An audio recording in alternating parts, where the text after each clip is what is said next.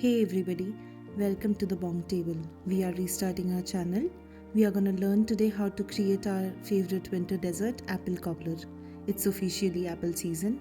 I'm craving some apple cinnamon combination. Let's get started.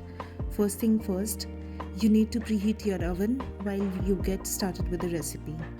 We need 4 apples, peel and cut them into thick slices. Squeeze one whole orange.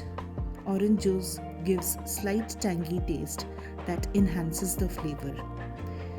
Now in a pot, we melt some butter to which we add apple pieces. On top of that, we sprinkle some cinnamon powder, nutmeg powder, jaggery powder as per proportions, and we mix it well. Into that, we will now pour some orange juice. The apple cinnamon combination is a match made in heaven. On the side, let's start making a batter as well. We will make a batter of all-purpose flour, powdered sugar, milk, melted butter, and orange zest. This will create a cake or crisp on top of the caramelized apple. So let's adjust the liquid as per your requirement.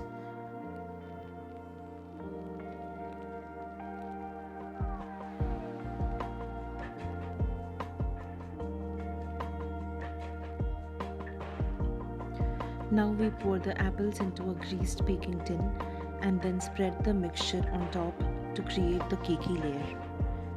Finally, we sprinkle some cinnamon powder and it's ready to be baked at 180 degrees centigrade for 40 minutes in a preheated oven that we had kept at the start. Even after the baking, let's don't rush to get it out. Instead, we let the heat settle down and then bring it out. To serve, we put piping hot cobbler with a scoop of any ice cream of your choice on top. This tastes yum. Please try this simple recipe and let us know in the comment box below. Hit like, share and subscribe for more such recipe updates.